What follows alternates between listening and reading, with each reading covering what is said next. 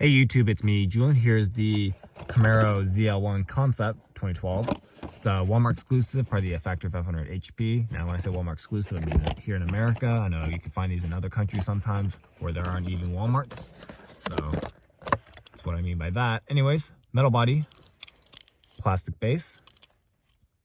So these cost about $2 at Walmart, so it's $1 more expensive than usual. So you're paying double the amount just for the exclusiveness, I guess you could say, because you can only get these at Walmart. But just basically mainline details. Nice hood detail. It's pretty clean, almost factory fresh, I'd say. So ZL1 on the hood scoop.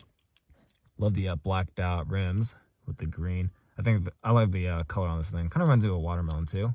No taillights back there, but the flat black stripe and the green paint. The blacked out grille looks pretty sweet, so it's why I picked it up. It's probably the only car that I'll pick up out of the set. There's 10 total, so there's the back.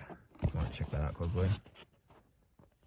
Alright, so there you have it. Thanks for watching. Please check out my other videos and keep collecting.